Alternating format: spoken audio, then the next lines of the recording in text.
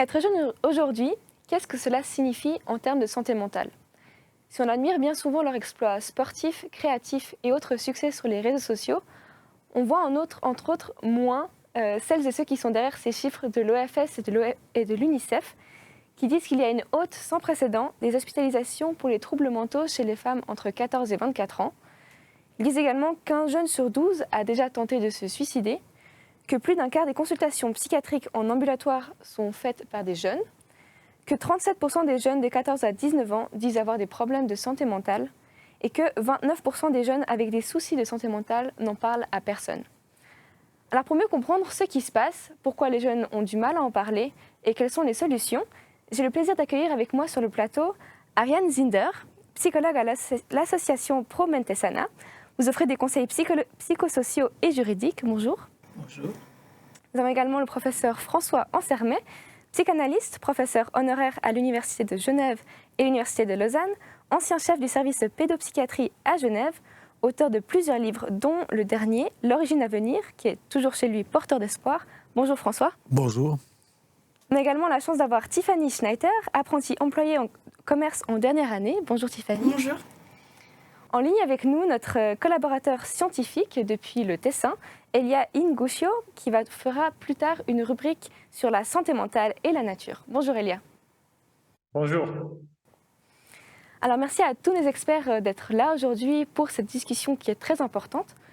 Avant toute chose, il nous faut d'abord définir ce que c'est que la santé mentale. Alors Ariane, je me tourne vers vous. Comment est-ce que vous définiriez la santé mentale?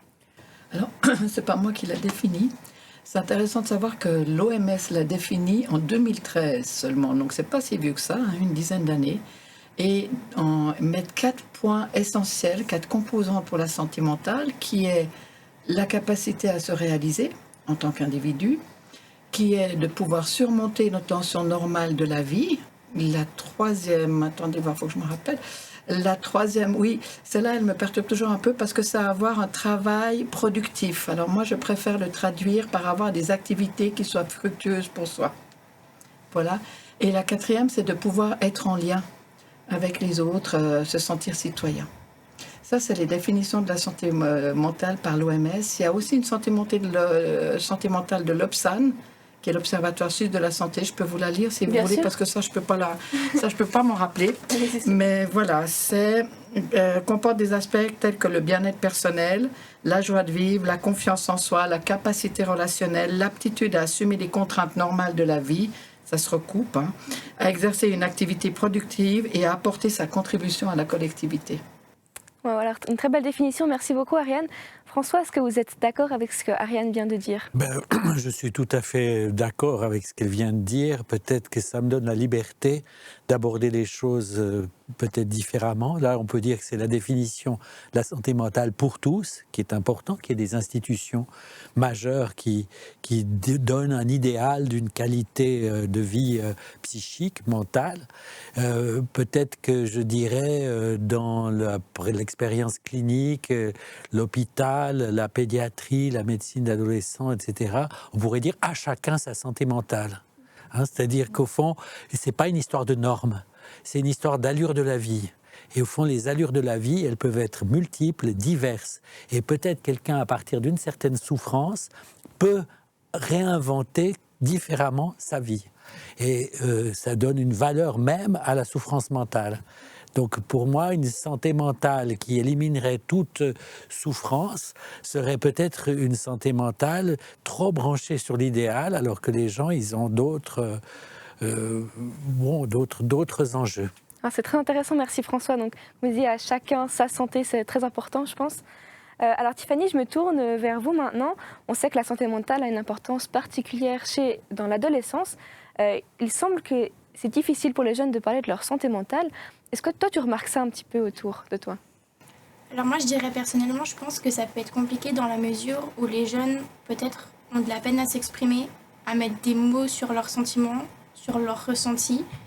Et je pense que certaines personnes préfèrent garder ça pour soi, de peur de ne pas réussir à s'exprimer, ou de peur peut-être d'avoir honte. Ils ne se rendent peut-être pas compte que c'est peut-être pas forcément les seuls qui ressentent ça. Et À mon avis, je pense qu'il faudrait vraiment encourager les jeunes à s'exprimer et à dire ce qu'ils ressentent comme ils le ressentent, sans avoir une peur d'être jugé ou d'être comparé aux autres, parce que je pense que chacun est différemment et chacun a ses propres ressentis. Merci Tiffany. François, est-ce que vous remarquez que l'adolescence est un contexte particulier pour la santé mentale? Bon, c'est une période critique. Une période critique, c'est une croisée des chemins. Il y a un remaniement de tout. Le vivant, le corps se modifie. On ne dit pas « Ah, ben maintenant, je décide que je vais commencer ma puberté. Hein » Et puis, la famille se réunit en disant « Voilà, ça se métamorphose. Il y a une métamorphose de la puberté. Et il faut faire quelque chose avec ce changement. » Et c'est vrai que du coup, c'est une période cruciale. C'est une croisée des chemins. Ça peut être une ouverture vers des choses formidables ou bien, comme ça vient d'être dit, peut-être une difficulté de mettre en mots, hein, de subjectiver, de faire avec ces changements. Mais une fois de plus, le fait qu'on se pose des questions et que c'est, au fond, c'est Hugo, je crois, qui disait c'est la plus délicate des transitions. C'est aussi une chance. C'est-à-dire que l'enfant, adolescent, c'est un chercheur. Et il cherche avec ce qui change en lui et ce qui change dans les autres et dans son rapport avec les autres et comment les autres le voient. Je me souviens d'un petit film qui avait été fait sur l'adolescence où on demandait aux adolescents de dire qu'est-ce que c'était que l'adolescence en une seconde. Enfin, vraiment devant un écran blanc. C'était au musée de l'Élysée que j'avais vu ce film. Et puis, un disait, c'est un ascenseur qui ne s'arrête jamais au bon étage. C'est une jolie métaphore. Voilà. Alors, merci beaucoup François pour ce commentaire. Maintenant, on va se pencher. On a eu plusieurs jeunes qui nous ont témoigné à visage couvert et avec un nom d'emprunt sur leurs difficultés par rapport à leur santé mentale. Alors, on va regarder tout de suite cette vidéo avec ces jeunes. Quand j'étais au gymnase, alors là, c'était vraiment compliqué parce que plus les mois passaient, plus j'avais l'impression que j'allais jamais m'en sortir, que tout ce que je faisais, ça valait rien, que mes capacités, elles ne valaient rien. Après, j'avais l'impression, en fait, vraiment qu'il n'y avait pas d'espoir. J'étais arrivée à un point assez grave. J'étais quand même arrivée à un point où j'arrivais presque plus à manger. Cette pression mentale que j'avais, ça avait fini carrément par devenir physique. J'ai arrêté de faire du sport, j'ai arrêté de dessiner, j'ai arrêté toutes mes passions parce que en fait, j'arrivais simplement plus avec le stress. Ma vie, c'était les études. Je dormais plus, je dormais très très peu honnêtement. Je mangeais vraiment plus du tout. J'arrivais plus à manger. Quand je mangeais, des fois, j'allais vomir ensuite parce que j'en pouvais plus. Les pauses à midi, je mangeais rien du tout parce que je voulais aller étudier. J'étais arrivée à un stade où physiquement, j'arrivais juste plus à sortir de mon lit. C'était juste trop demandé de voir des gens, de voir d'autres personnes, juste de me déplacer. C'était difficile en fait.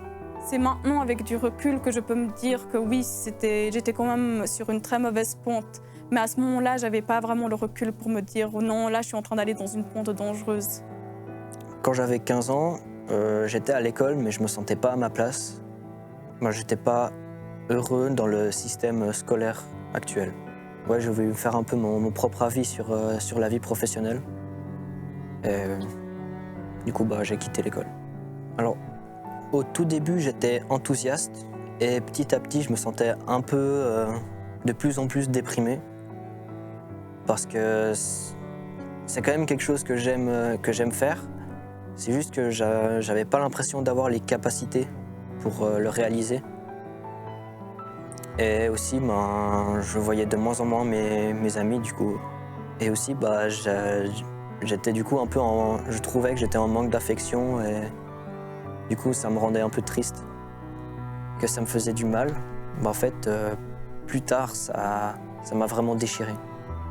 En fait, je sais que j'ai des rêves au fond de moi et que j'ai des objectifs à atteindre dans ma vie. J'ai un peu peur de ce que l'avenir me réserve. D'un côté, c'est excitant, mais d'un côté, ça me fait vraiment peur et c'est pour ça que je veux pas trop me projeter trop dans l'avenir parce que j'ai peur d'être déçue très facilement. Alors oui, il y a des moments où je me sens submergée par beaucoup de choses qui m'arrivent et je me sens très vite angoissée et En fait, moi, j'ai surtout un problème avec l'anxiété.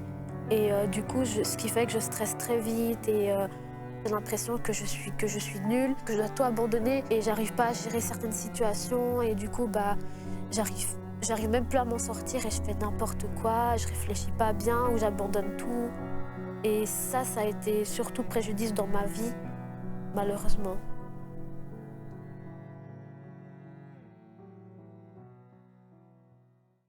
Alors, ce témoignage qui était très poignant de nos jeunes, j'aimerais bien faire réagir les gens sur le plateau. Alors, Ariane, qu'est-ce que vous pensez de ce qui a été dit? Oui, l'idée c'est très poignant. Je trouve terrible d'avoir ce genre de pensée quand on est jeune et adolescent, puis en même temps c'est normal. On prend le monde en face de soi et le monde il est ni tout blanc ni tout noir. J'aime bien dire qu'il est multicolore. Prendre connaissance de ces couleurs, c'est pas toujours évident. On a aussi une société qui nous demande des choses fortes comme de toujours être parfait, de toujours aller bien. Je ne sais pas si on peut dire qu'on va mal dans notre société. Il y a aussi des peurs qui sont sociétales, hein, comme par rapport à la nature, l'écologie, le climat, tout ce qu'on parle. Donc de faire avec tout ça, quand on en prend conscience, c'est pas évident. C'est très touchant. Tiffany, ça résonne avec vous, ce qui a été dit? Oui, je dirais qu'il y a des choses qui ont été dites qui ont été pour moi un peu similaires. Et c'est vrai que c'est touchant de voir qu'au final, on n'est pas tout seul dans cette situation, que d'autres personnes le partagent. Après, on est jeune, je pense qu'on oublie souvent entre nous d'en parler. C'est pas une honte, on peut en parler. Et je trouve ça aussi triste que certains jeunes arrivent à ce stade-là de plus arriver à se nourrir parce qu'on doit toujours les pousser plus loin. On est dans une société où on doit toujours donner le meilleur de soi-même et se surpasser pour exister aux yeux des autres. Et je trouve ça triste parce qu'au final, on n'est pas nous-mêmes, on n'est pas qui on veut être. Merci beaucoup Tiffany. Alors c'est vrai qu'on a... Alors François, est-ce que vous voudriez réagir également? Bon, moi je trouve que les discours entendus, ils sont poignants, effectivement, qu'il y a une souffrance, qu'il y a des choses dont ils pâtissent, quoi. Hein. Après, on dit pathologie, enfin, bon. Moi, je pense aussi qu'il y a une grande noblesse dans ce qui est dit. Et ça me frappe, parce que je me dis, mais au fond, un côté, on pourrait dire, tant mieux qu'ils éprouvent ça. Enfin, je pense qu'il faut s'en sortir, il faut trouver une issue. Hein. Donc, il ne faut pas s'enfoncer, mais il y a une dimension de conscience, de lucidité, d'exigence. Vraiment, c'est une manifestation d'une souffrance parce qu'il y a une exigence de vie derrière. C'est un peu le paradoxe de tous ces troubles. Le suicide, c'est une volonté de vivre. Hein, et que les gens, ils font un acte suicidaire parce qu'ils veulent autre chose. Et là, on sent qu'il y a une dimension tragique. Il ne faut pas qu'ils se piègent là-dedans. Enfin, ça implique vraiment de trouver des solutions sociales, psychologiques, relationnelles, familiales, personnelles. Je dirais que la préoccupation, c'est qu'il y a une dimension d'angoisse dans ce qu'ils disent. Et qu'on peut dire que l'angoisse, elle peut être paralysante, elle peut figer, mais l'angoisse, elle peut être aussi créatrice. Et sur cette base, on a l'impression que c'est parce qu'ils attendent autre chose qu'ils sont mal. J'aimerais bien réagir à cette question d'angoisse, d'anxiété comme vous parliez. Alors on peut avoir l'impression dans la société que les femmes ou les filles sont plus touchées que les hommes par l'anxiété et les crises de panique. Alors François, est-ce que vous pensez que c'est réellement le cas ou est-ce que les hommes en parlent simplement moins? Bon, alors là, je ne peux pas vous répondre. Enfin, si je pouvais lever le voile sur ce que chacun dit et ce que chacun ne dit pas, c'est possible, comme c'était le témoignage à l'instant, c'est-à-dire dire que c'est difficile d'en parler pour certains. Je pense que c'est des dimensions très intimes. Moi, je suis un praticien du cas par cas. Hein, je ne suis pas quelqu'un qui s'occupe des populations. Et au fond, dans le cas par cas, c'est aussi une manière de s'occuper de tout le monde. Mais au fond, pour moi, c'est tellement intime, les paramètres de l'angoisse, de la dépression, de la souffrance, que ça ne prend pas forcément le langage commun. Ariane, vous êtes d'accord avec ce que François vient de dire? Vous avez beaucoup d'hommes qui viennent vers vous ou pas trop? Alors, nous, on a une consultation téléphonique anonyme, donc les gens peuvent nous appeler. Je n'ai pas les statistiques en tête parce que moi, j'écoute aussi ce que la personne vient dire, exprime sa souffrance et puis on échange là-dessus. On ne fait pas de prise en charge ni de suivi, donc la personne, elle peut déposer à un moment donné quelque chose qui lui est difficile. Il y a des personnes qui appellent, mais il y a aussi des proches qui souffrent de voir leur enfant ou leurs parents souffrir. Je pense que, comme disait Tiffany, c'est important qu'il y ait un lieu où on puisse exprimer, où on puisse se sentir suffisamment en confiance pour dire, où on puisse être écouté, où on puisse aussi être peut-être ressourcé. Parce que l'angoisse, la peur, elle fait partie de la vie. C'est normal. Ce n'est plus normal que lorsque ça devient paralysant. Donc, comment est-ce qu'on peut transformer ce que l'on ressent comme un tremplin pour créer autre chose, pour devenir autre chose, C'est un peu ça qu'on essaie de faire. Alors après, si c'est intéressant de savoir que les femmes sont plus comme ça, les hommes plus comme ça, je ne sais pas. Merci beaucoup, Ariane. Vous disiez un endroit où on ose en parler. C'est vrai qu'aujourd'hui, il y a toujours beaucoup de tabous autour de la santé mentale. Tiffany, est-ce que tu penses que ce tabou, il évolue un petit peu ou pas? Alors, je dirais, chez les jeunes, maintenant, il y a quelque chose qui est devenu très important, c'est aussi l'image de soi, qui peut être à travers la vraie vie comme à travers les réseaux. Et je pense que cette image de soi, elle freine beaucoup de choses à la discussion et à la communication. Parce qu'on prône la vie positive, que tout aille bien, qu'on a la meilleure vie qu'il peut avoir, alors que derrière, on a tous des problèmes, c'est inévitable. Tout le monde a des choses qui ne sont pas réglées. Et je pense que l'image, surtout qu'on voit sur les réseaux sociaux, d'une vie où on a de l'argent, où tout va bien, on part en vacances, c'est pas la vraie vie déjà, parce qu'on ne montre pas tout ce qui va mal derrière. Et ça n'incite pas les jeunes à se poser des questions, à essayer d'en parler, que ce soit sur les réseaux, parce qu'il y a des gens qui donnent du contenu qui parle de la santé mentale. Je trouve pas assez, à mon avis, ou en tout cas on s'intéresse pas assez, on les met pas assez en avant. Et je pense que les jeunes devraient aussi s'intéresser à toutes ces personnes qui sont là pour les écouter, qui sont extérieures à leur famille, qui ne les jugeront pas. Et il y a aussi, je pense, ce cadre de confidentialité qui est aussi important parce que justement, ça se raccorde aussi au regard des autres. Si cette personne sait de moi, qu'est-ce qu'elle va penser de moi?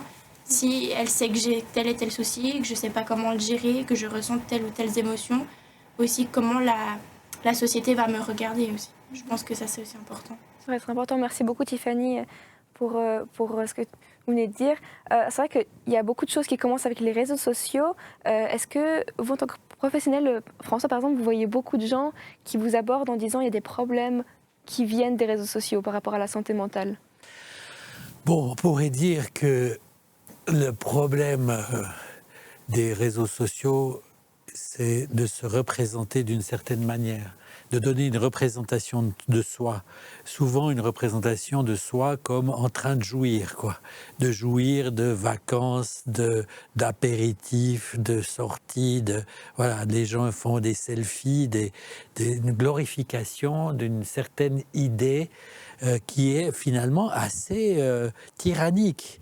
C'est-à-dire que la plupart des gens ont des doutes, se posent des questions, souffrent, et puis il n'y a pas de représentation possible de cette souffrance. Moi, je suis tout à fait d'accord avec ce qui vient d'être dit. On est peut-être dans une époque où l'identité est plus importante que le désir. Peut-être qu'il y a eu un temps où la question du désir était de la liberté sexuelle, était vraiment une valeur majeure, pouvoir vivre selon son désir. Et maintenant, c'est beaucoup pouvoir vivre selon une identité qu'on se donne, soit une identité idéalisée sur les réseaux sociaux, soit aussi d'autres identités, comme ceux qui décident des transitions de genre et des choses comme ça. C'est tous des débats centrés sur l'identité. Donc je me pose la question du glissement, du désir, qui est quand même la question de l'enfance, de l'adolescence, de l'âge adulte. Quel désir, qu'est-ce que je veux, à qu'est-ce que je suis. Et c'est pas la même chose, désirer ou être. Alors vous disiez François, donc qu'est-ce que je suis? On peut remarquer donc dans notre petit état des lieux qu'on a fait, la santé mentale des jeunes et donc il y a certains jeunes qui vont mal, il y a certaines causes derrière. Alors peut-être maintenant se concentrer sur les raisons pourquoi les jeunes vont mal, qu'est-ce qui pousse les jeunes à tomber dans des pathologies. Alors on va de nouveau entendre les jeunes qu'on a entendu juste avant dans la vidéo à visage couvert avec un nom d'emprunt qui nous parle un petit peu des choses qui leur mettent du stress dans la vie. Je me sentais très seule à être avec les autres. En fait, je me sentais déconnectée un peu de la réalité. J'avais l'impression que c'était juste moi et les études et c'est tout. Et que tout le reste, au final, ça n'existait plus en fait. C'était vraiment... Mais ce qui a aussi joué un rôle, c'est également les remarques de certains professeurs qui étaient quand même assez difficiles. Par exemple, nous dire qu'on n'avait pas les capacités pour faire la maturité, c'était quand même quelque chose qui m'a quand même fait beaucoup de mal, qui m'a quand même pas mal impactée. Toujours faire mieux. Et au final, cette pression que j'avais, elle m'empêchait de manger, elle m'empêchait de dormir. J'avais des insomnies. J'arrivais très souvent, au milieu de la nuit, je me réveillais juste pour pouvoir continuer à étudier. On est arrivé à ce stade-là. Et c'était vraiment durant toute cette année en 3e de culture générale où j'étais comme ça. Quand j'étais plus petit, quand j'avais à peu près 7-8 ans, il y a mes parents qui se sont séparés et personnellement, je l'ai très mal vécu. À ce moment-là, cette souffrance, c'était pas quelque chose que je pouvais vraiment discuter. Parce que j'étais vraiment jeune, donc c'était un peu compliqué pour moi d'aller parler à quelqu'un de ça ou autre. Du coup, je me renfermais un peu sur moi-même et j'essayais de faire comme si de rien n'était, même si ça se voyait que j'étais blessé. Je n'avais pas énormément de personnes de mon âge autour de moi qui pouvaient comprendre un peu ce que je vivais et être là pour m'écouter. Parce que si j'avais eu des amis, ça aurait été vraiment différent, je pense. Mais c'était avec mon beau-père que c'était compliqué. Parce que à peine je faisais une toute petite bêtise, il me frappait. Ouais, c'était compliqué à comprendre pourquoi il faisait ça. Durant toute ma vie, en fait, on m'a souvent prise comme cible parce que la première chose que les gens perçoivent de moi, c'est comme si j'étais une personne vulnérable, je suis trop gentille, trop douce et du coup, je suis une cible facile pour les autres. Ce qui fait qu'à l'école, j'ai souvent été... j'ai souvent été prise pour cible de moqueries, de harcèlement ou bien par exemple d'être rejetée.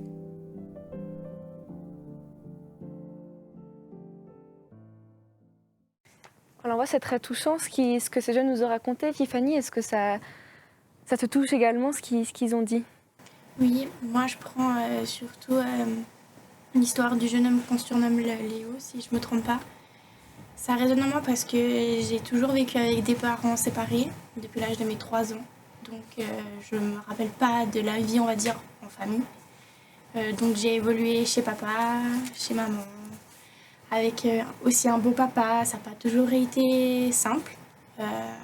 C'est vrai que quand on est jeune, de se balader un peu avec sa maison tout le temps sur soi, c'est pas facile. Il faut trouver ses racines et je trouve ça compliqué. Moi, je ne l'ai pas non plus très très bien vécu. J'ai eu de la peine aussi au niveau des autres enfants, quand je les voyais avec leurs 2 parents. Moi, c'était pas comme ça. Moi, c'était soit papa, soit maman. Et c'est compliqué quand on est jeune de se positionner par rapport à ça.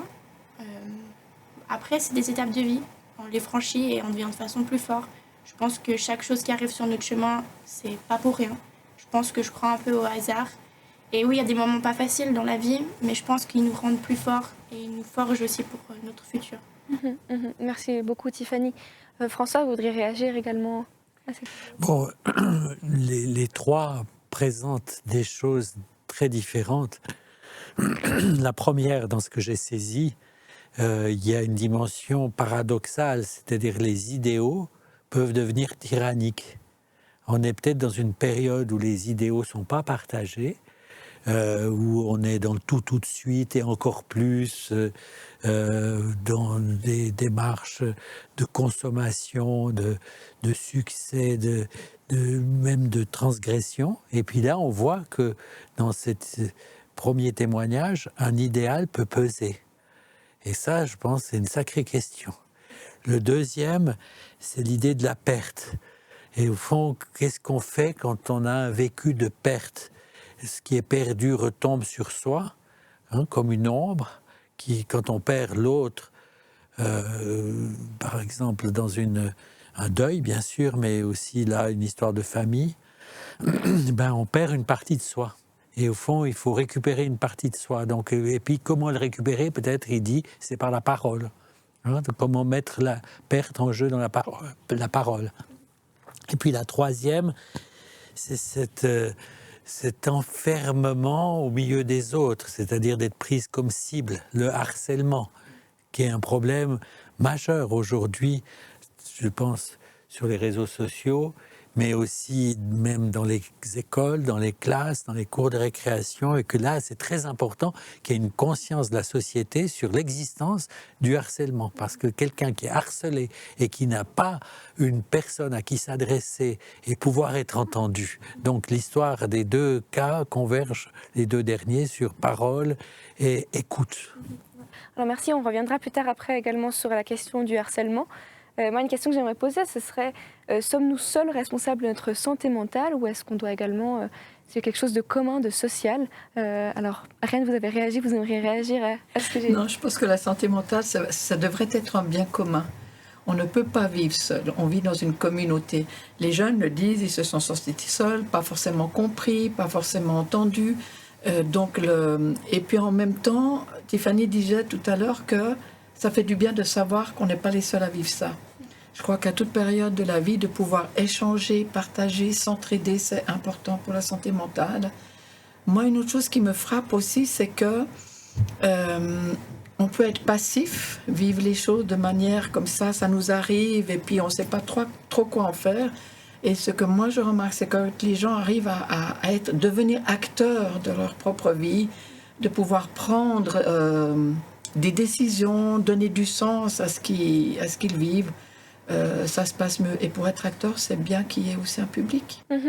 Merci beaucoup Ariane. J'aimerais vous faire réagir à cette citation de Richard Horton qui disait « La santé mentale est influencée par des facteurs sociaux tels que la pauvreté, injustice et les violences ». François, je crois que vous êtes très actif par rapport aussi à cette question sociale.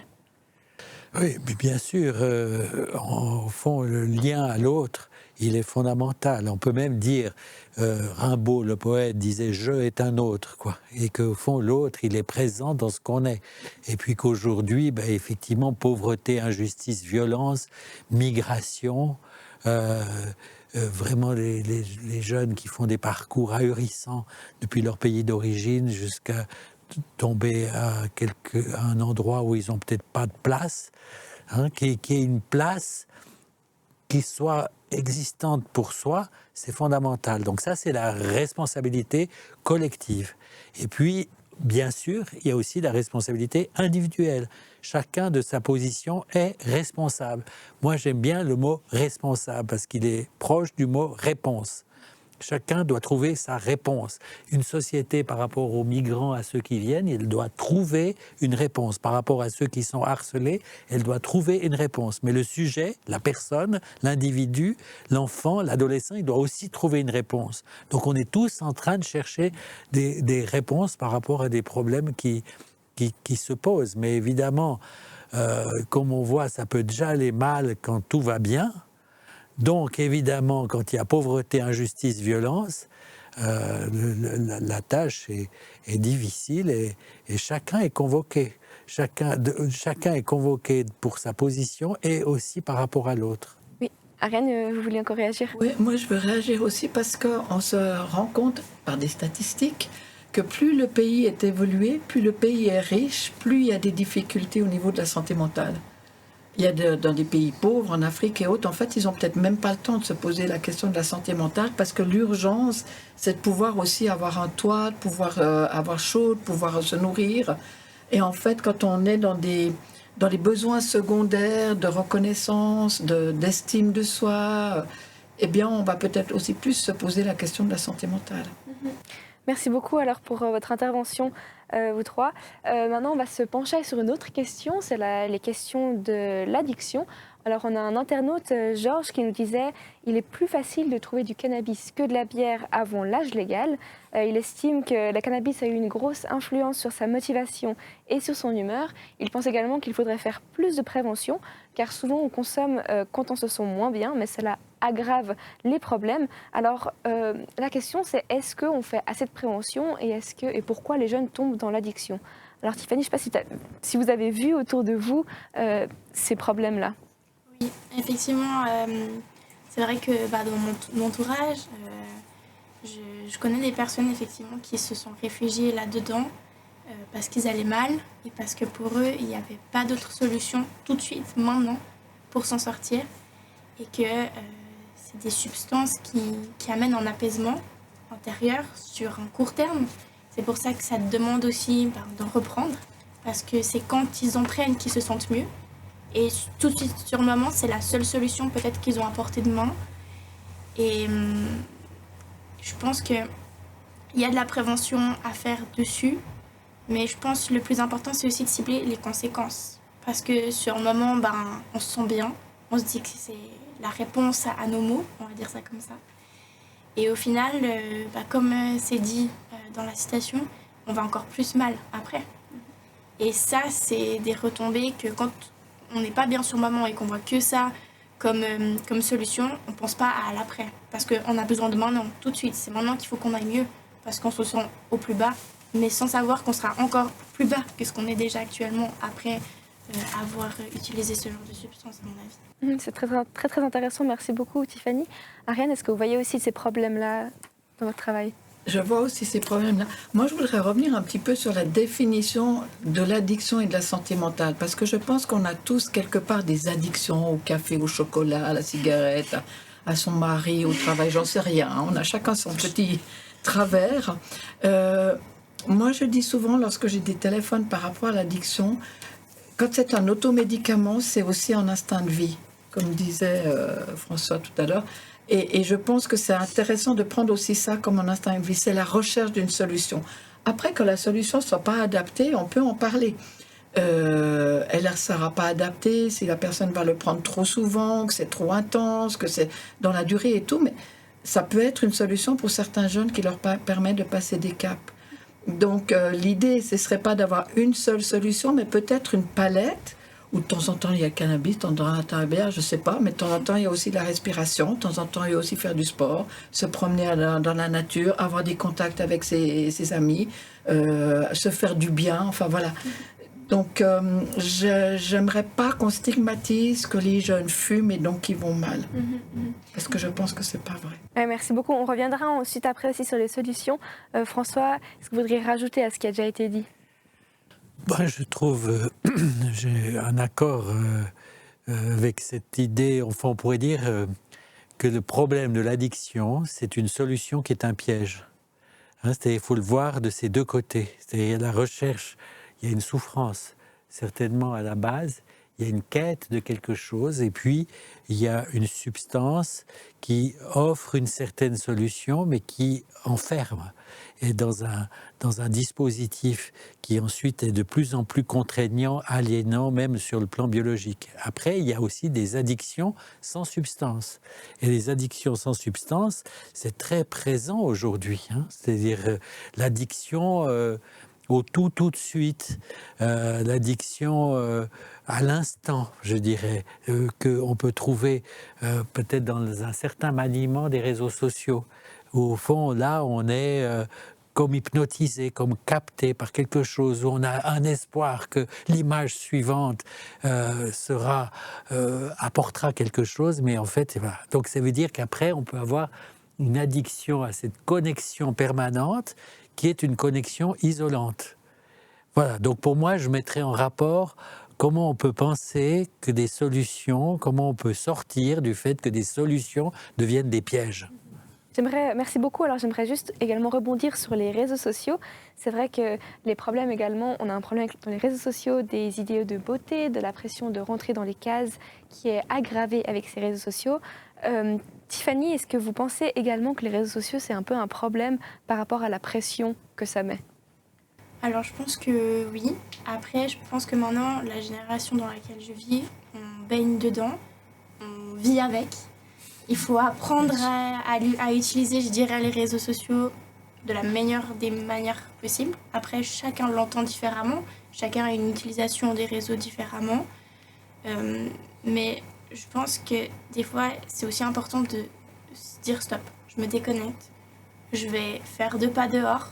C'est pas donné à tout le monde parce qu'il y a des gens qui n'ont même pas cette motivation à sortir de leur lit, à arrêter de scroller sur leur téléphone et de sortir. Mais une fois qu'on l'a fait, personnellement, même si on ne va pas le dire à haute voix, on sait que c'était quand même une bonne chose. Et les réseaux sociaux sont... C'est sûr qu'il y a des mauvais côtés, mais il faut aussi voir les bons côtés. Aujourd'hui, c'est notre manière de communiquer. C'est devenu très important. Je veux dire, si on enlève, je pense, à un jeune de mon âge son téléphone, je pense qu'il est plus en dépression sur son téléphone qu'avec. Après, je pense que chacun voit les choses d'une manière différente, avec l'époque dans laquelle on vit aussi. Mais je pense que c'est pas forcément tout le temps mauvais. Je pense qu'il faut aussi voir le positif. Merci beaucoup Tiffany, c'est vrai que c'est très intéressant et très important cette question de l'aspect positif et négatif des réseaux sociaux. Est-ce que vous êtes également d'accord, François, Ariane? Bon, je suis tout à fait d'accord. On pourrait dire que tout ça, c'est des dispositifs qui peuvent être, je vais utiliser un subjectivant, des dispositifs inventifs dont on peut faire quelque chose et puis que ces dispositifs peuvent devenir aliénants, c'est-à-dire nous rend étrangers à nous-mêmes. Et au fond, tout l'enjeu, c'est de discuter entre le côté subjectivant, créatif, et le côté aliénant. Et comment on passe du créatif à l'aliénant ou de l'aliénant au créatif, c'est la question où se joue la santé psychique des individus.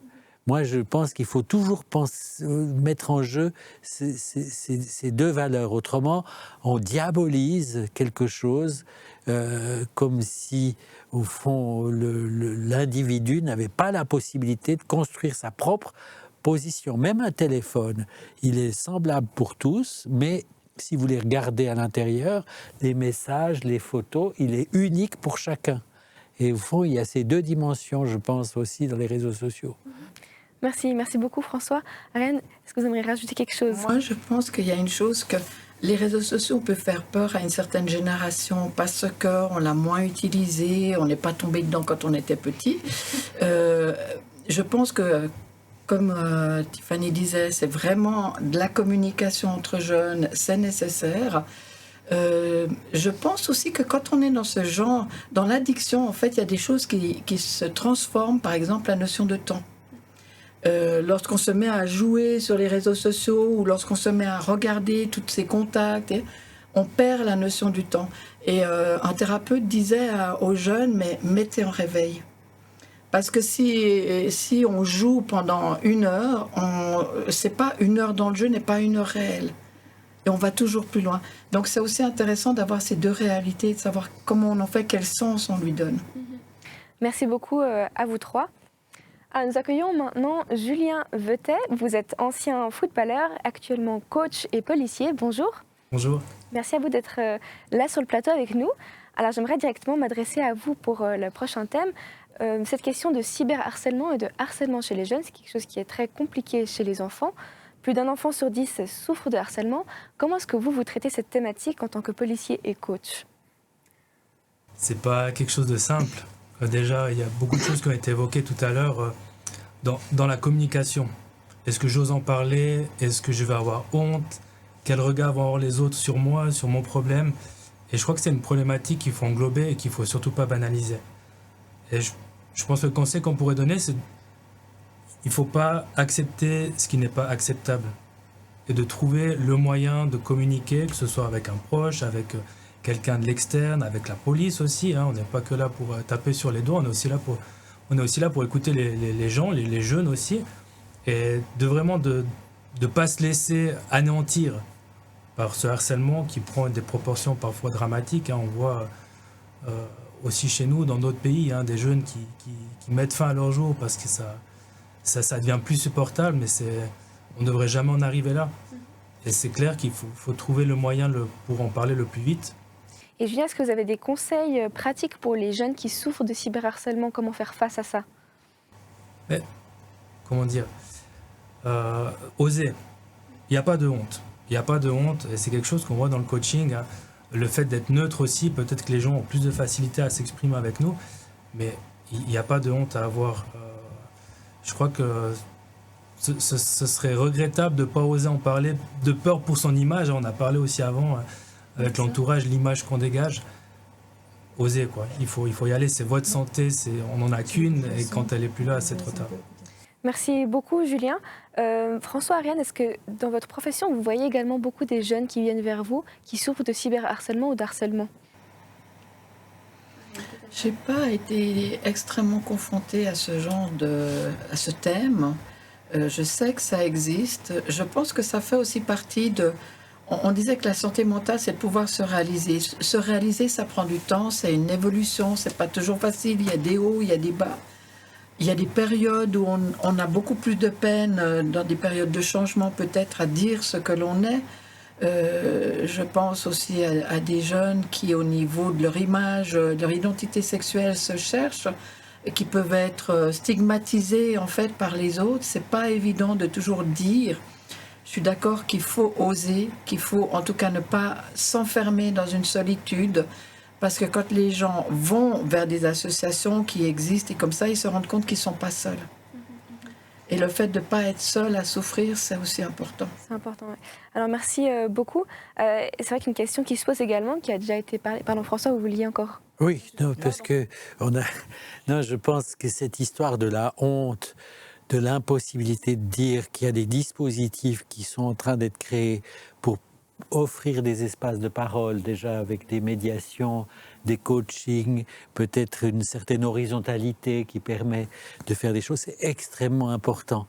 Parce qu'au fond, c'est une forme actuelle de quelque chose qui est connu dans la société. C'est l'idée du bouc émissaire. C'est-à-dire, on prend quelqu'un qu'on rejette des autres et du groupe, qu'on prend comme cible, et du coup, ça solidifie un groupe. Et ça, c'est vraiment une terrible aventure humaine, quoi. C'est en désignant quelqu'un qu'on rejette, on se renforce. Et là, je pense qu'il y a des personnes qui sont vraiment victimes de ce processus. Ils payent dans leur être, dans leur corps, dans leur existence, le fait qu'un groupe sur leur dos se constitue. Et ça, dans l'école, c'est présent, et aussi dans les maniements des réseaux sociaux, et qui font ça un peu. Nous, on a des confrontations à travers ça aussi, qui peuvent aller jusqu'à des risques suicidaires, à des tentatives de suicide pour en sortir, quoi. Alors, j'aimerais juste rebondir. Vous parliez de ces tentatives de suicide et ces thèmes très problématiques. Julien, est-ce que vous faites parfois face dans votre travail de policier ou de coach à des gens qui ont des pensées suicidaires, et comment gérer cela? Alors, en tant que coach, ça m'est jamais arrivé pour l'instant. Dans le cadre du travail, oui. C'est toujours compliqué de trouver la réponse adéquate, parce que, comme on l'a dit, la santé mentale, j'ai bien aimé, je crois que sauf erreur, c'est François qui avait dit chacun a la sienne, en fin de compte. Et de trouver quelle approche sera la plus adéquate pour la personne qu'on a en face de nous. Et l'écoute, c'est terriblement important. Des fois, les gens ne cherchent pas forcément de solution dans l'immédiat, ils ont juste besoin de dire ce qu'ils ressentent. Et je crois que d'écouter ce que les gens ont à dire, c'est quelque chose d'extraordinaire, on apprend énormément de choses. On peut aussi percevoir des signes, des pistes de solutions, ou de qu'est-ce qu'on pourrait apporter à cette personne. Et oui, c'est dur, on est aussi père de famille, on a aussi des enfants qui sont dans le jeune âge, donc c'est des problèmes qui, même nous, en tant que policiers, peuvent nous toucher. Et c'est pas toujours évident, mais on donne toujours le maximum. Pour nous, une vie de sauvée, ça n'a pas de prix. Merci beaucoup. On reviendra après encore dans les solutions. Alors finalement, donc, les raisons sont multiples pour les jeunes, entre pression scolaire, pression des réseaux sociaux ou alors simplement idéaux qu'on essaye de se pousser. Maintenant, on aimerait se pencher sur les solutions qui sont une partie très importante de notre discussion. Comment aider ces jeunes? Quelles sont les solutions déjà en place? Quelles sont les solutions qu'on peut mettre en place? On va encore une fois écouter nos jeunes qui parlent à visage couvert un petit peu de ce qu'ils pensent des solutions.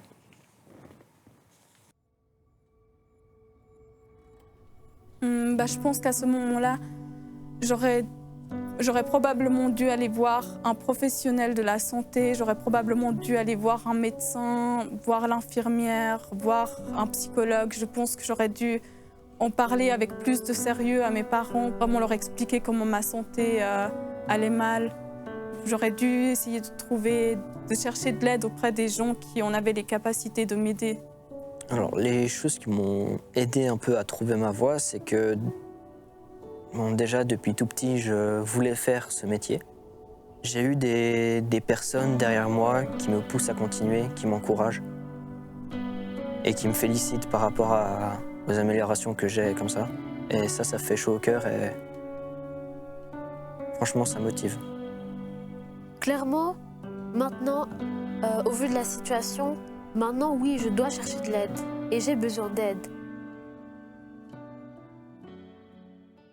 Alors on voit dans ces témoignages cette jeune qui disait au début « j'aurais dû aller chercher de l'aide ».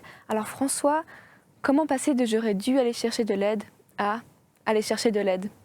Bon, c'est aussi la responsabilité des praticiens de la santé mentale, de la psychiatrie, de la psychologie, de la psychothérapie, de se mettre en présence de ceux qui ont besoin. C'est-à-dire qu'effectivement, j'aurais dû m'adresser à un professionnel, ok. Mais quand on est responsable de services de psychiatrie d'enfants, d'adolescents, on doit aussi se préoccuper de la manière dont on se situe dans la cité. Et au fond, là, pour moi, c'est majeur. C'est-à-dire non pas exclure les jeunes pour les mettre dans un lieu de soins, mais inclure la cité dans des lieux de soins. Qu'est-ce que la ville peut devenir un acteur de soins? En quoi les soins peuvent devenir un acteur de la ville? Et probablement les gens qui ont des positions de médiation, de coach, de la police, des choses intermédiaires, c'est important parce que c'est peut-être pas facile de passer d'une souffrance individuelle à une demande à un professionnel qui a les moyens d'aider. Il faut construire cette demande, il faut peut-être construire même son symptôme, construire la représentation de sa difficulté. Et là, c'est un mouvement bilatéral. Pour moi, il faut ouvrir la psychiatrie d'enfants et d'adolescents et les systèmes de soins à la cité. Il faut créer un lien cité. C'est ce qu'on fait dans cette maison de l'enfance et d'adolescence qui va ouvrir à Genève en juillet, c'est-à-dire d'avoir cette interface, cette porosité. Parce que voilà, on est bien d'accord, si je suis psychiatre, psychanalyste, je pense bien qu'on on devrait s'adresser à moi, n'est-ce pas, et à nous, mais c'est pas ça. Et là, il y a plein de dispositifs comme Prométhée Sana, comme le policier, le médiateur, coach. Enfin, il faut qu'il y ait tout un tissage pour que, au fond, un chemin se dessine. Parce que quand on souffre, c'est justement impossible de faire une demande. Et donc là, il y a un problème, il y a un chaînon manquant, il y a un chaînon rompu, il y a un chaînon perdu de dire oui, allez vous soigner, prenez consultation, rendez-vous.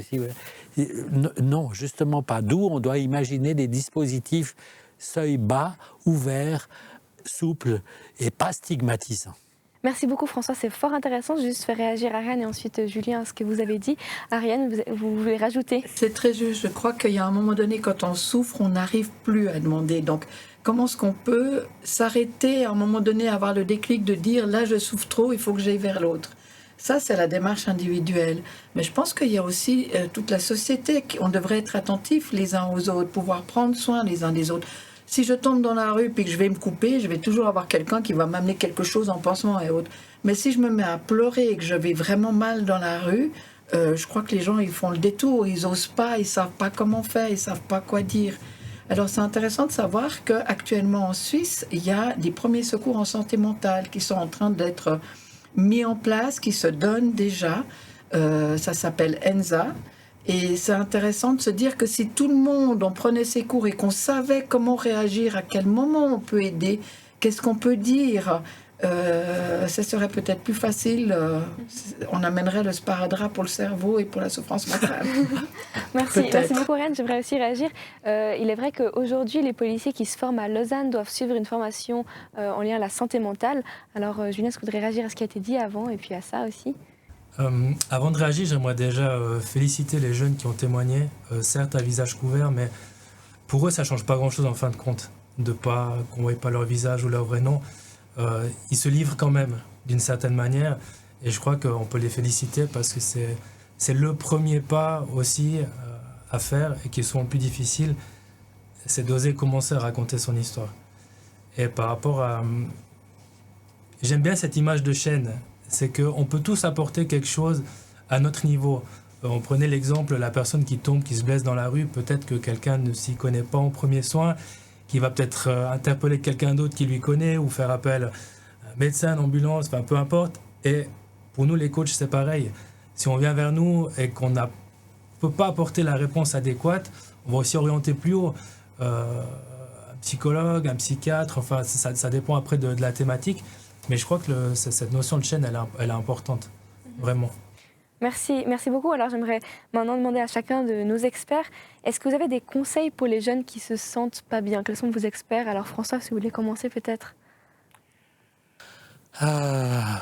Vous voulez que je parle à qui? Écoutez, vous pouvez parler à la caméra aux jeunes et directement leur demander aux jeunes quels sont vos conseils pratiques. Non, je pense que c'est une très belle question, mais pour moi, c'est à chacun sa solution, mais pas tout seul. C'est-à-dire que pour qu'on ait la possibilité de trouver sa solution, il faut peut-être rencontrer, faire une rencontre, quoi. Rencontrer un groupe, rencontrer quelqu'un, et qu'au fond, c'est des deux côtés. C'est une invention. Et au fond, la vie, c'est une invention. Chacun doit inventer sa vie. Chacun doit s'inventer. Finalement, on tombe dans le monde sans mode d'emploi. Donc, comme on n'a pas de mode d'emploi, est-ce qu'il y a quelqu'un qui sait plus que quelqu'un d'autre quelle est la façon qu'il faut emprunter pour vivre? Non. Donc, c'est une invention individuelle et c'est une invention collective. Merci Ariane. Alors, quels sont vos conseils pour les jeunes? Alors moi, j'aimerais que toute personne jeune ou pas jeune puisse ne pas se résumer à une seule chose. On n'est pas des problèmes, on est une personne. Et une personne, elle est faite de problèmes, mais aussi de solutions. Donc je dirais aux jeunes, gérer ce qui ne va pas, apprendre à faire avec ce qui ne va pas, mais aussi pouvoir développer ses ressources, approcher ses rêves, c'est important. Merci. Julien, quels sont vos conseils pour les jeunes qui ne se sentent pas bien? Je pense par rapport à ce qui a été dit tout au long de cet échange, il y a une question d'image, de plaire aux autres, on doit rentrer dans une case, on l'a dit avec les réseaux sociaux. Moi, je pense que la première question que vous pourrez vous poser, c'est qui êtes-vous, vraiment, au fond de vous? Qu'est-ce que vous voulez? Quels sont vos désirs à vous? Et épanouissez-vous dans le domaine qui vous plaît. Les autres, c'est pas vous. Et puis, par rapport aux jeunes qui pourraient avoir besoin d'aide, dites-vous bien que demander de l'aide, c'est pas une forme de faiblesse. Pour moi, c'est une forme d'intelligence. On n'a des fois pas les solutions seuls, donc osez en demander à travers les professionnels. Pour moi, c'est un signe d'intelligence et c'est le meilleur conseil que je pourrais donner. Merci beaucoup. Alors maintenant, on va aborder donc d'où l'on vient ne dit pas tout de ce que l'on devient. C'est le quart de couverture de votre nouveau livre, François, L'origine à venir. Alors, qu'est-ce que ça veut dire? Ça veut dire qu'effectivement, il y a ce qui était, qu'on connaît, qui peut peser plus ou moins lourd, ce qui était, mais il y a aussi ce qui sera. Et entre ce qui était et ce qui sera, il y a l'instant présent. hein, le temps zéro, comme je l'appelle dans le livre. Le temps zéro, c'est-à-dire le temps zéro, l'instant qu'on peut utiliser pour créer sa vie différemment. Donc en fait, il ne s'agit pas de faire de l'origine, qui peut être difficile, avec des situations très lourdes, familiales, personnelles, sociales, migratoires. Il ne s'agit pas de faire de l'origine un destin. Et que la question que chacun a à chaque instant, c'est qu'est-ce qu'il va devenir. Et ce livre est une ouverture à la question du devenir. C'est pour ça que dans le titre, j'ai renversé les choses en mettant l'origine à venir, qui est un retournement, mais qui, au fond, essaye de dire dans une formule. Hein, je pense qu'on est toujours acteur et auteur de sa propre vie. Et on est toujours dans la possibilité de s'inventer un devenir différent que ce que l'on a peut-être vécu de difficile jusqu'ici. Donc, miser sur le temps présent. Merci beaucoup. Alors, votre nouveau livre, L'origine à venir, qui est très intéressant, qui aborde toutes ces thématiques. Merci beaucoup, François. Nous allons maintenant introduire la rubrique de notre spécialiste biologiste Elia sur la santé mentale et la nature. Rebonjour, Elia. Bonjour, Vanessa, merci. Alors, ça vous est déjà arrivé probablement au cours de votre vie de traverser un moment ou bien une journée un peu difficile et après avoir fait une promenade dans la nature, dans le parc près de chez vous, de vous sentir immédiatement plus léger et en meilleure forme. Mais alors, est-ce que la nature a vraiment un pouvoir de soin? Et pourquoi c'est important de se poser la question maintenant, où la tendance semble effectivement de s'éloigner de ce milieu-là, qui a permis le développement et l'épanouissement de notre espèce pour des centaines de milliers d'années et favoriser la vie urbaine. Et en fait, selon les dernières estimations, on pense que d'ici 2050, pas moins que 2/3 de la population mondiale va vivre en ville. Et cela, on a trouvé à travers plusieurs études, est associé à toute une série de troubles affectant la santé mentale.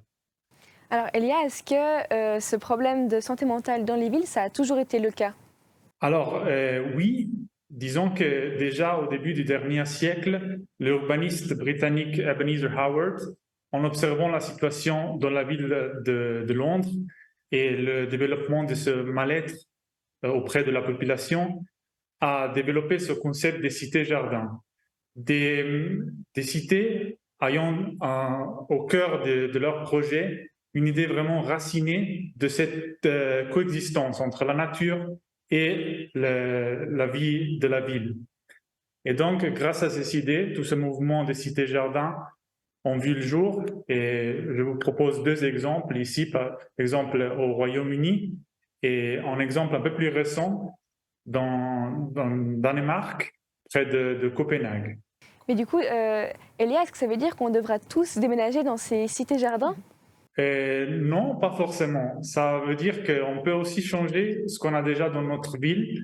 Par exemple, si on prend l'exemple de Singapour, il y a eu une transformation incroyable pendant ces dernières 50 années et on a vraiment réussi à atteindre un équilibre entre la nature et le confort de la vie en ville. Et qu'est-ce que la science, alors, elle a à dire par rapport à tout ça? Justement, la science aussi soutient cette idée que la nature, c'est importante pour le bien-être mental et aussi physique des gens. Et il y a eu une étude, d'ailleurs au Japon, par rapport à cette pratique de Shinrin-yoku, qui consiste de se plonger vraiment dans la nature, dans la forêt, avec tous ses sens. Soit de voir et apprécier la couleur des fleurs, entendre le vent ou la sensation de l'écorce sous ses doigts. Et ils ont trouvé que non seulement il y a eu un améliorement général de la santé mentale des participants, mais la pratique a été particulièrement bénéfique pour les gens ayant déjà des tendances dépressives. C'est vraiment très intéressant. Merci beaucoup, Elia, pour cette rubrique passionnante. Alors, j'aimerais peut-être faire réagir nos experts. François, est-ce que vous pensez que la nature peut être bénéfique pour la santé mentale? Je pense qu'aujourd'hui, la nature est une question majeure pour les jeunes qui sont, au fond, il y a une époque où ce qui est au centre, c'est l'éco-anxiété. Moi, des fois, j'ai l'impression que c'est plutôt de l'éco-conscience et qu'aujourd'hui, il y a beaucoup d'espoir du côté de la jeunesse dans la façon de réinventer le rapport à la nature, peut-être aussi réinventer la ville, sur la base de cette anxiété. Ce serait vraiment une anxiété créatrice. Hein, c'est éco-anxiété, pour moi, c'est éco-lucidité. Voilà, donc en fait, oui, donc à partir de là, mais peut-être qu'il faut... là, je suis très intéressé d'entendre les solutions qui sont proposées, les dispositifs, enfin, comment on met aussi la nature dans la ville. Merci beaucoup François. Julien, vous qui faites beaucoup de sport, est-ce que vous pensez que le sport et la nature sont importants pour la santé mentale? Oui, clairement. De mon point de vue, en tout cas, je pense que vous demandez à quelqu'un d'aller courir au centre-ville pendant 1 heure ou dans la nature, je pense qu'on a quand même beaucoup plus de plaisir à aller se dépenser dans la nature. Après, je fais aussi lien avec à la nature avec le coaching. Moi, j'en ai pratiqué aussi à l'extérieur, hein, en forêt, parce que pour moi, ça aide aussi à s'ouvrir, d'être enfermé entre 4 murs pour parler de ce qui ne va pas. C'est peut-être pas forcément l'endroit le plus adéquat, mais d'avoir cette notion de grandeur, d'ouverture, je pense que ça peut aussi aider à se livrer, et puis voilà, on est dans la nature, il y a les oiseaux qui chantent, il y a le soleil, ça aide. Merci beaucoup. Ou la pluie, mais... Donc Ariane, est-ce que vous êtes d'accord avec ce que nos autres experts ont dit? Bien sûr, je pense que c'est important on a un infiniment petit dans un infiniment grand. Et donc, bien sûr, on a chacun ses problèmes individuels, les moments où on ne se sent pas bien, mais on se ressource aussi avec l'infiniment grand. La montagne, la forêt, la pluie, le soleil, la mer. Je pense que c'est important que chacun trouve aussi cette énergie qui lui convient. Merci beaucoup. Vous parlez également beaucoup des techniques de respiration, n'est-ce pas? Oui. Qui sont importantes pour les solutions. Oui, parce qu'en fait, on se rend compte qu'au moment où on commence à stresser ou quand on est angoissé, on pense que la respiration est automatique et un des premiers symptômes, c'est que notre respiration, elle se déglingue complètement. On respire trop vite, on respire mal, il y a trop d'air, enfin, voilà. Donc, moi, au moment où des personnes m'appellent et peuvent être très mal, j'entends, parce que c'est que par téléphone, mais tout d'un coup, le souffle qui se raccourcit, les pleurs qui arrivent. Donc, de faire des exercices de respiration, c'est important. Et je dis même que parfois, si on pouvait respirer consciemment 3-4 fois par jour, comme on prend un médicament, on arriverait à donner un rythme à sa respiration beaucoup plus sain. Merci beaucoup. Alors pour parler de nos prochaines thématiques, on a Tiffany qui nous rejoint. Rebonjour Tiffany. Bonjour. On va maintenant aborder la question de la body positivity et des réseaux sociaux. De plus en plus de comptes poussent à s'accepter comme nous sommes. Alors Tiffany, est-ce que vous voyez ça un petit peu sur les réseaux sociaux? Alors oui, on voit ça, je vois ça. J'ai vu ça énormément pendant le confinement, lors du Covid. Il y a beaucoup de gens qui se sont lancés en faisant des lives sur le sport, sur des recettes, sur en fait comment être heureux, comment faire des activités chez soi pour égayer notre journée vu qu'on ne pouvait plus sortir. Donc je dirais que j'ai vraiment vu ça à ce moment-là. Moi-même, j'ai suivi des lives de sport sur Instagram et je dirais, c'est assez paradoxal on va dire, mais le moment où on était en confinement, l'année 2020, c'est l'année où je me suis sentie le mieux. J'allais pas à l'école, ou alors en alternance 1 jour sur 2. J'étais chez moi, je pouvais faire du sport. Je faisais presque 2 séances par jour.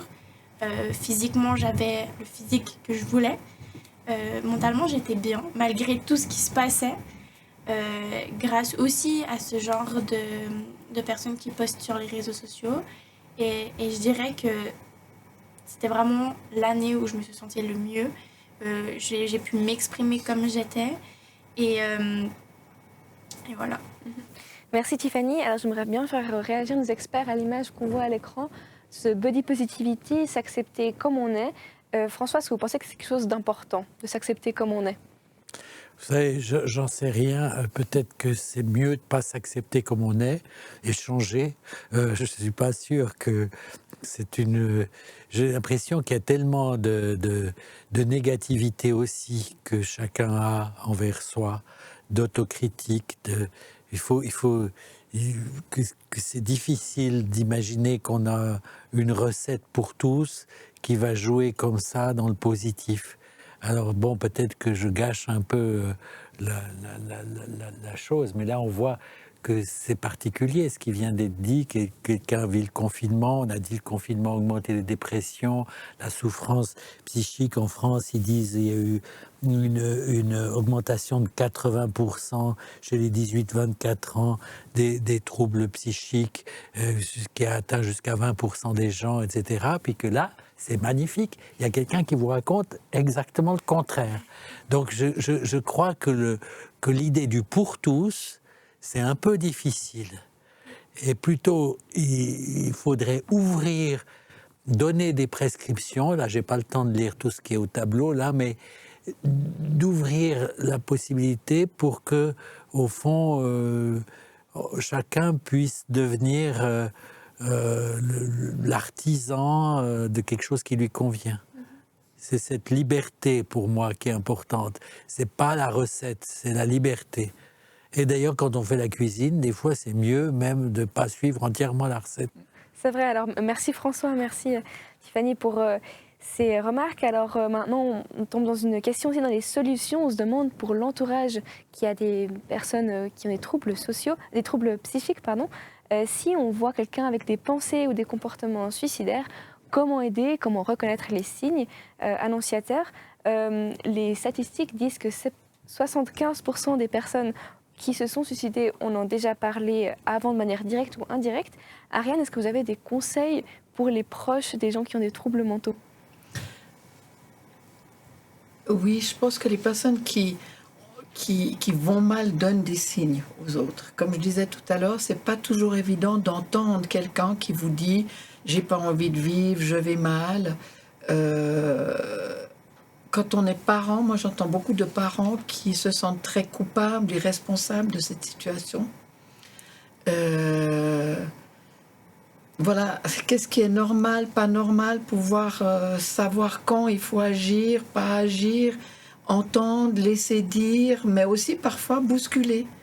Je me rappelle d'une maman une fois qui m'a dit, moi je me sentais tellement désespérée par rapport à ce mal-être de mon enfant que je lui expliquais que quand j'avais décidé de lui donner la vie, c'est parce que je pensais que la vie était belle, que je pensais que moi je la trouve belle, que voilà, elle avait envie de vivre cette vie. Et quelque part, elle a redonné aussi à son enfant en disant, bah voilà, maintenant c'est à toi de savoir qu'est-ce que tu veux faire de ta vie. On a chacun sa santé mentale, on a chacun sa vie. Il y a des choses qu'on peut changer, il y a des choses qu'on ne peut pas changer. Hein, si on pense au rapport au corps, je veux dire, si on est petit, on ne peut pas rêver d'être grand. Il y a des choses qu'on ne peut pas changer. Donc, c'est peut-être aussi important de travailler là-dessus. Merci beaucoup. Maintenant, on va également aborder la question de la prévention. Faut-il faire des préventions à l'école? Certains sont plutôt d'avis de dire oui, il est important d'en parler. D'autres ont peur que cela donne des mauvaises idées aux jeunes. Tiffany, est-ce que vous, à l'école, vous avez eu un peu de prévention par rapport à la santé mentale? Alors, je dirais oui, mais très peu. Ça a plus été axé sur tout ce qui est prévention routière, stupéfiants, etc. et moins sur nos ressentis, au final, et nos sentiments. Et je trouve ça un peu dommage parce que, oui, alors il y a cet aspect loi, cadre, juridique qui est très important, qui doit être aussi sensibilisé auprès des jeunes, mais comment nous on est, comment on ressent les choses, c'est aussi important de pouvoir en parler. Et je pense que si on en parlait un peu plus avec les jeunes, je pense qu'on aurait une communication aussi totalement différente au niveau de ses ressentis, etc. Donc moi j'ai très peu eu d'expérience de prévention, on va dire, au niveau de ce qu'on ressent.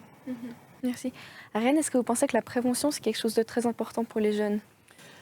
Alors, je ne sais pas si c'est la prévention. Moi, je dirais que l'apprentissage, faire connaître. Je suis extrêmement surprise de voir que des jeunes ne savent pas nommer des émotions. Hein. Ils pensent que la colère, la tristesse, c'est des choses qu'on ne doit pas dire. Parce qu'on doit toujours être beau, on doit toujours être joyeux. Non, la vie, c'est aussi la colère, la tristesse, le dégoût. Voilà, nommer les émotions. Donc, est-ce que c'est de la prévention ou est-ce que c'est leur donner aussi une formation sur les émotions, sur les sentiments? C'est permis. Merci beaucoup. Finalement, j'ai une dernière question. Ou bien, François, vous vouliez réagir Oui, encore? moi je Pardon. voulais dire quelque chose sur la prévention, parce que pour moi, ça touche à votre question sur le suicide. Le suicide, c'est la première cause de mortalité des 15-25 ans, avec les accidents, mais qui sont souvent des équivalents suicidaires. Il y avait une certaine tendance à pas vouloir dire suicide, parce qu'il y a l'idée du syndrome de Werther, que si on en parle, ça va avoir un effet de contagion. Je crois au contraire que la question du suicide, c'est la question majeure, comme disait Camus, c'est la question philosophique majeure de vivre ou pas vivre, et puis que les jeunes, ils se posent cette question, puisque c'est la première cause de mortalité. Il y a peut-être plus de conscience dans la population des morts par cancer que des morts par suicide, alors que c'est les morts par suicide qui sont les plus nombreux. D'où l'importance chez les jeunes, d'où l'importance de la prévention du suicide. Et là, on a été beaucoup aidé à Genève par une fondation, Children Action, qui finance depuis 30 ans, la prévention du suicide, parce qu'au fond, c'est les systèmes de santé publique, les HUG, les hôpitaux n'ont pas la tâche de la prévention. Et là, c'est financé par cette fondation Children Action qui a créé tout un dispositif de téléphone, d'accès par Ciao, par toutes sortes de moyens pour quand même créer le petit lien qui va faire que cette catastrophe n'aura pas lieu. D'autant plus que cette catastrophe du suicide, c'est souvent, comme je l'ai dit, le paradoxe que les personnes veulent s'en sortir, veulent sortir de la situation insupportable. D'où, au fond, voilà, on a tout ce dispositif dont Mal à ta vie, c'est un lieu, c'est les jeunes qui ont appelé ça Mal à ta vie. Bon, c'est pas... Bon, écoutez, c'est eux qui ont choisi ce terme. Hein. Nous, on voulait... bon, bref. Donc, c'est un message important. Pas avoir peur de la prévention. Alors bon, là, je parle du suicide, il y a d'autres domaines.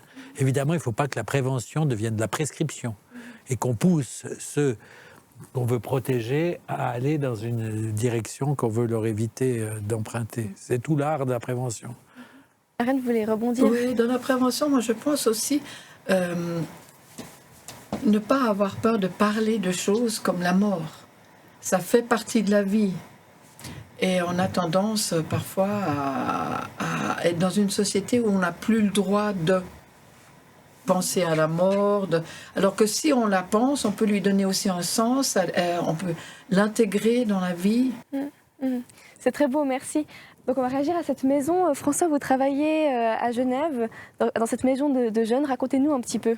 Bon, je suis impressionné de voir cette image apparaître. C'est la maison de l'enfance et de l'adolescence, qui est une idée qu'on a développée à Genève, qui dans les années 2010-2012, où quand j'étais chef de service de la psychiatrie d'enfants et d'adolescents, j'ai eu la chance d'avoir des appuis dans la cité, justement de Children Action, aussi d'une autre fondation, Wilsdorf, qui au fond a été convaincue par ce projet de mettre ensemble toute la psychiatrie d'enfants et d'adolescents, pour les petits, pour les adolescents, tout dans le même lieu, à côté de la maternité et à côté de la pédiatrie. Alors, vous voyez, c'est une grande chance d'avoir pu créer ça. Alors évidemment, on sort de la maternité, on voit la psychiatrie. On se dit, bon, prévention du suicide. Donc c'est quand même, voilà, il faut parler des choses, de la mort et tout ça, mais enfin, c'est un peu... c'est un peu... D'où on a eu l'option... D'ailleurs, il disait, mais ça fait trop d'étages, il y a 6 étages, ça va être stigmatisant à Genève, un endroit comme ça, une sorte de silo, voilà.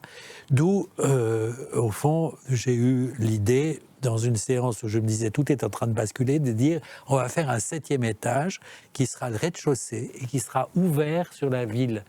C'est-à-dire qu'il y a un studio de radio, il y a une salle de spectacle, il y a un ciné-club, il y a des lieux aussi pour la culture dans le sens des liens invisibles, c'est-à-dire non pas exclure les enfants de la cité pour les mettre dans ce lieu, mais inclure la cité et qu'ils soient ensuite soignés dans un lieu qu'ils connaissent déjà. Donc un hôpital autrement. Et c'est ce lieu que ça me touche de voir ça, parce qu'il y a déjà des feuilles sur les arbres, alors que le truc qui se termine juste maintenant, il est inauguré le 5 juin. Et c'est une opportunité, il faudrait être à la hauteur de ce qu'on a projeté, quoi.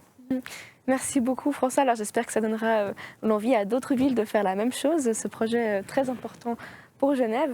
Alors une dernière question avant de finir ce webinaire, c'est est-ce qu'on peut faire quelque chose au niveau politique et structurel pour améliorer la santé mentale des jeunes? Ariane, est-ce que vous pensez quelque chose qui peut se faire ou c'est plutôt du cas par cas?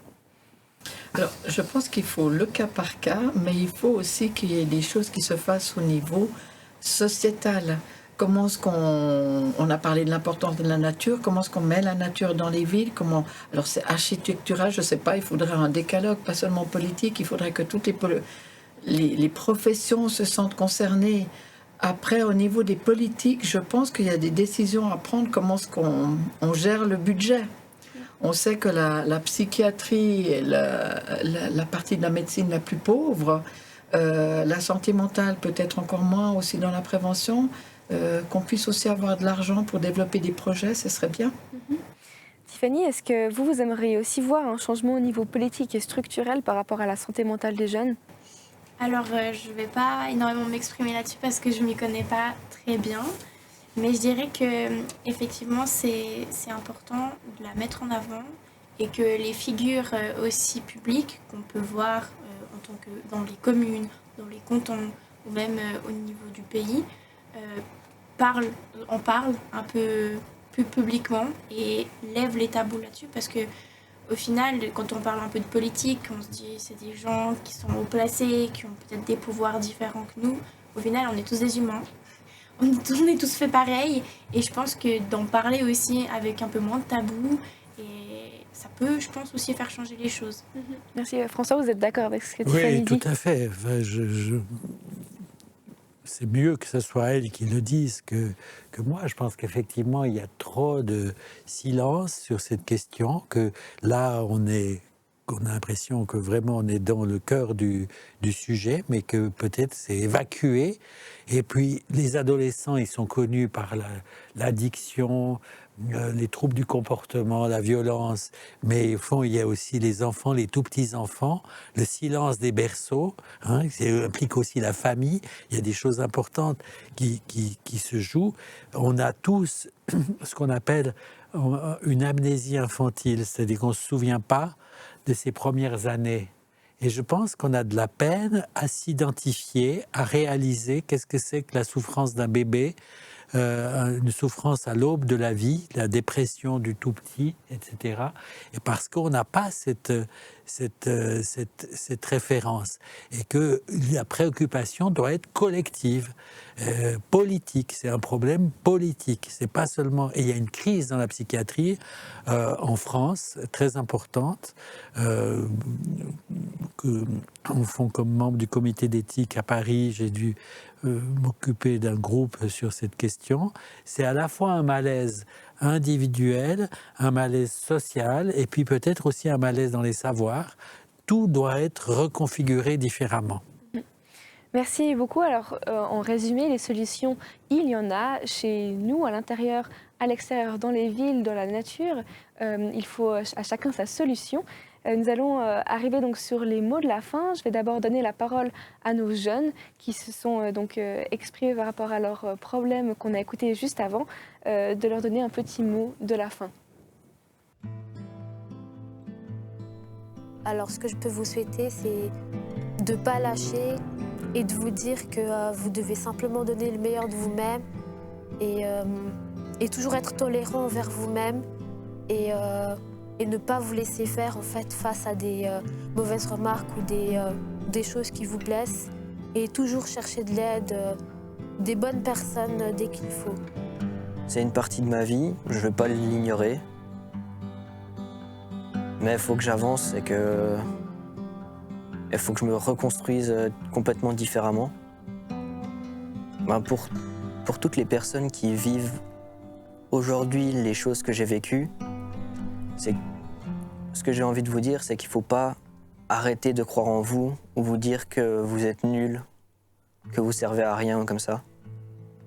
Parce que tout le monde a sa place dans cette vie. Et si vous avez besoin d'aide, il faut juste trouver les bonnes personnes pour leur parler.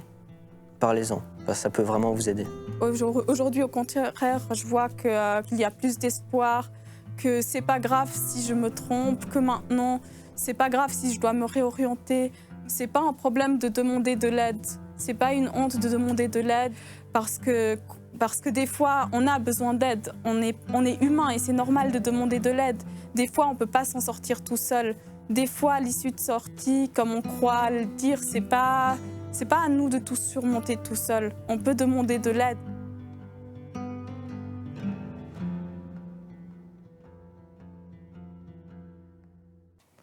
Alors ces mots sont très touchants de nos jeunes qui ont témoigné dans la vidéo. J'aimerais donner à chacun des intervenants et intervenantes encore la parole. Alors parler vraiment dans la caméra en disant pour tous les intervenants sociétaux, de la famille, les parents, les proches, quelles sont les choses que vous voulez qu'on garde dans l'esprit? Alors Ariane, vous pouvez commencer peut-être directement. C'est moi qui commence. Alors moi, je voudrais dire que la souffrance fait partie de la vie. L'expérimenter, c'est jamais agréable. Pour avoir aussi expérimenté des moments de souffrance, je crois qu'on traverse des tunnels et il y a toujours un bout du tunnel. Et le fait de se rappeler de ces souffrances, ça nous donne aussi cette visée du devenir, de ce qu'on devient après, du changement, de l'évolution et du possible. Merci beaucoup Ariane. François? Bon, ben, les mots qui viennent d'être dits par ces trois jeunes qui témoignent montrent à quel point ceux qui souffrent savent quelque chose. Et ils nous disent quelque chose. Là, bon, c'est remarquable. Comme ça a été dit précédemment, il faut rendre hommage à ceux qui nous proposent quelque chose qu'on ne veut pas savoir, quoi, parce qu'il y a une dimension dans tout ça qui est inconsciente. Il y a quelque chose de soi qu'on ne sait pas. Et peut-être ceux qui souffrent ouvrent, allument, mettent de la lumière sur ce qui nous dépasse. Hein, d'où on vient, qu'est-ce qu'on fait ici, sur cette terre, ensuite que ça doit finir, pourquoi, où on sera, où est-ce qu'on était avant d'être là, où est-ce qu'on sera quand on ne sera plus là. Et toutes ces questions sans réponse, il y en a qui en souffrent. Et au fond, dans cette souffrance, il y a un savoir, il y a un enseignement. On peut se faire enseigner par ces témoignages. Je trouve lourd de vouloir conclure, de dire quelque chose face à la caméra, comme si, soi-disant, il y avait des experts de la vie. Il y a des experts du quotidien, c'est ceux qu'on a entendus. Après, il y a des métiers qui essayent plus ou moins de faire ce qu'ils peuvent avec l'impossible. Alors là, ils nous donnent une leçon de la façon de faire avec l'impossible, et je voudrais les remercier, leur rendre hommage. Donc, bon, j'ai dit au début, à chacun sa santé mentale. Eh ben, on pourrait dire à chacun sa solution. Mais la solution, c'est une réponse qui doit être trouvée. Mais cette réponse, c'est aussi la responsabilité de tous. Et je crois que peut-être si quelque chose pouvait être dit, c'est de convoquer le monde autour de cette question, qui est tellement cruciale aujourd'hui. Merci beaucoup François. Tiffany? Alors moi j'ai envie de dire, on peut y arriver. Quel que soit l'obstacle qu'on va rencontrer dans sa vie, on peut le surmonter, on peut passer par-dessus. Il y a toujours quelque chose de beau qui nous attend derrière. C'est parfois compliqué de le voir quand on vit sur le moment même, mais ça existe. Il ne faut pas baisser les bras. Des solutions existent pour tout le monde, adaptées à chaque type de soucis, de problématiques. Et je dirais que chacun fait sa vie, fait ses propres choix. Il faut arrêter de se comparer à tout le monde, en fait. À un moment donné, chacun fait sa propre vie. Et puis, Pour terminer, je dirais qu'il ne faut pas oublier le positif, qu'il y a certains moments dans notre vie où on est dans le down, comme on dit, on est très bas. Mais des moments positifs, il en existe toujours, des choses chouettes, il y en a toujours. Et c'est ces moments-là qu'il faut essayer de retenir quand ça ne va pas. C'est très très beau Tiffany, merci beaucoup également. Je propose juste à Julien de venir et puis échanger avec Tiffany pour la dernière. Alors, Julien, un dernier mot de la fin. Oui, je pense que ça a été dit, hein, dans la vie, il y a des hauts et des bas. Moi, je travaille beaucoup avec les métaphores en coaching et une métaphore que j'adore, c'est que la vie, c'est un peu comme une montagne russe. Hein, il y a des montées, il y a des descentes, mais souvent, quand on arrive au bout, on a adoré et on a envie de remonter. Donc, voilà, prenez le positif et continuez à avancer et gardez l'espoir parce que, comme on l'a dit, il y a des solutions, croyez en vous et tout ira bien. Merci beaucoup Julien. Elia, encore un dernier mot de la fin. Oui, j'aimerais d'abord remercier tous nos experts. Grâce à eux, aujourd'hui, on a vu les 1000 facettes de ce thème qui est à la fois important, mais aussi très délicat. On a vu qu'il y a des problématiques, mais aussi qu'il y a plusieurs solutions. Et moi, de mon côté, je peux vous encourager la prochaine fois que vous vous trouvez à affronter un obstacle, d'essayer d'aller dans la nature et de profiter de ça. Ça coûte rien et voyez si ça vous parle. Et sinon, vous pouvez bien sûr chercher des solutions ailleurs. Merci. Merci beaucoup Elia. Alors encore une fois, on arrive à la clôture de notre webinaire. J'aimerais remercier tous nos experts et intervenants qui sont sur le plateau, Elia qui était en ligne également. J'aimerais remercier toute l'équipe technique sans qui ceci n'aurait pas été possible, l'équipe de recherche également. Nous rappelons que ce webinaire fait partie d'une série de webinaires sur la jeunesse et les thématiques qui impactent la jeunesse. Donc nous avons fait des webinaires sur l'intelligence artificielle, sur les limites planétaires et puis finalement l'eau, la jeunesse. Nous rappelons également que si vous avez besoin d'aide, vous pouvez appeler le 147, contacter également sur ciao.ch. Il y a également le site Promentesana auquel vous pouvez envoyer un message ou appeler. Il y a également des numéros cantonaux qui s'affichent maintenant également à l'écran. Et puis donc finalement, comme on avait dit au début, il n'y a pas de santé sans santé mentale. Merci à tous.